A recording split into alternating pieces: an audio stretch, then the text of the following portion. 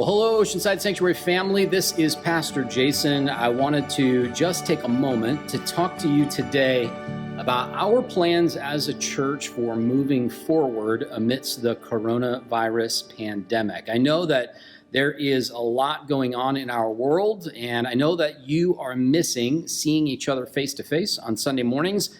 I miss seeing you. Janelle and I really miss being able to hug you guys and embrace you guys when you walk in the door here on a Sunday morning. And I know that a lot of us are really struggling with feeling like we are socially disconnected. And so I also wanted to address the fact that even though we're all beginning to feel really anxious and antsy about seeing each other, at the same time, coronavirus as a pandemic seems to be ramping up at this time.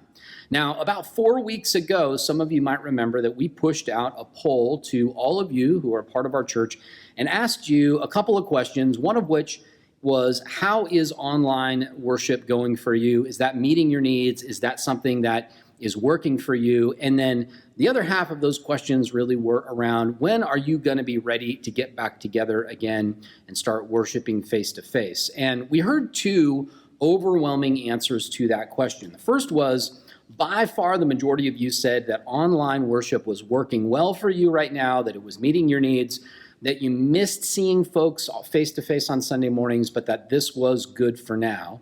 And then secondly, the overwhelming majority of you said that even though the coronavirus seemed to be ramping down at that time 4 weeks ago, that you would rather be cautious and wait to begin gathering again as a church. And so our board, our elder board at Oceanside Sanctuary met. Again, this was 4 weeks ago, and talked through this and talked about what was going on. And as you know, a lot of churches were really anxious to get back together, and we're starting to gather again already. But our elders, together with your feedback, really decided that it was better to be cautious and to wait, because we really didn't know what was going to be happening in the future.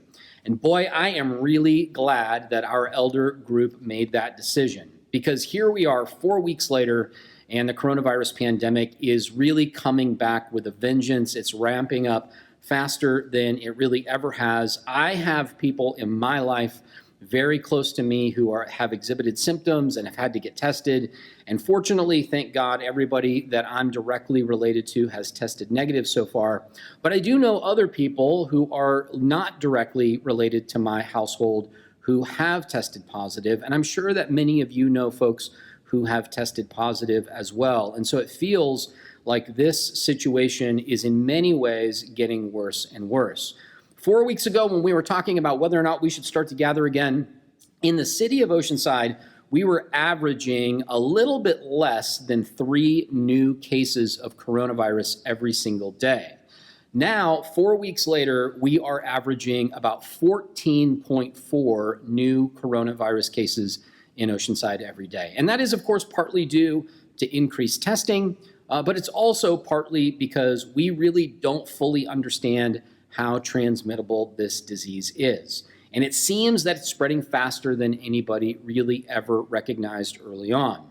We also really recognize as a church that the people who are most affected by this particular illness are folks who are more vulnerable, either because they are older and therefore have a lot of complicating underlying conditions, or they're people who have chronic underlying health challenges, maybe immunosuppressed systems, or struggle with heart disease or diabetes or other systemic problems like that. And when they get coronavirus, it's more than just the flu. It is literally life-threatening for them. And so for us as a church, the question of whether or not to gather really isn't about whether or not we have the right to gather as Christians in the United States of America. Of course, we do have that right. But we really don't think that this is a question of rights. We think that this is a question of what is right regarding how we treat our neighbors and how we treat the people that we come into contact with. You might remember that in Matthew chapter 22, Jesus was asked, Lord, what is the greatest commandment of all of them? And Jesus' response was to say, it's 2 things. It's number 1, to love God with all your heart, with all your soul, with all your strength, and with all your might. And number 2, to love your neighbor as yourself. And so Jesus, in that response, he identifies very clearly that our worship, that is our love of God, should produce logically a deep care and concern and love for the people who are around us, not just our immediate family, but our neighbor, that is, those that we're not related to, but those that we are near to in our community. Paul quotes this passage in Romans chapter 13, verse 8, when he says that our love for other people beyond our immediate family is literally like a debt. He says, you shouldn't owe anything to anybody except you owe your love to other people in this world, because love is the greatest commandment, and Paul says it fulfills all of the law. We think that distancing our worship gatherings and wearing masks and taking all the precautions we possibly can is our way as a church of demonstrating how much we love people in our community who are more vulnerable. So what that means is that we are going to continue to socially distance as a church for the foreseeable future. Now, I mentioned that 4 weeks ago, we were only averaging about 3 new cases of COVID a day in Oceanside. And it turns out that as a church, we have developed a set of protocols that will tell us when we can start to gather again. And those protocols sort of reach their threshold when we dip below 3 new cases in Oceanside on average for 4 consecutive weeks. So think about that. What that means is that as this virus begins to ramp down, as the pandemic begins to subside, we would expect to see fewer and fewer new cases in our city. And when those cases on average dip below 3 new cases a day for at least 4 consecutive weeks, then our protocols tell us that we can start to gather again as a church in small groups. And so right now, what we're looking forward to is the time when we can begin to tentatively gather again in small groups in people's backyards or in parks, or maybe at the beach when it's allowed, so that we can begin to see each other again in smaller groups of less than 10, outdoors where it's safer. And then our protocol tells us that when we dip below 2 new cases every day on average for 4 consecutive weeks, then we can begin to gather again in this space, that we can start to gather in groups of 75 people or less.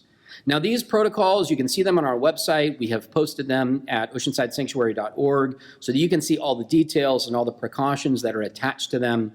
But the really important thing to remember is that when we start gathering again as a church will be dictated by public health metrics, not by our frustration with how long it's been. We think that our obligation in love is to wait to gather until we know that it's safe, not just for us as individuals, but when it's safe for us to not be spreading this terrible disease to other people in our community who are most at risk. Now, that means that as a church that we are going to be continuing with online gatherings and online classes. And so as a staff and as a leadership, we're really committed to begin to offer more opportunities for you to connect with other members of your church here at the Oceanside Sanctuary, and for you to connect with worship, and for you to connect with Bible study and opportunities to participate in social justice work here in the community. And we're going to begin to offer more of that online, through YouTube, through Facebook,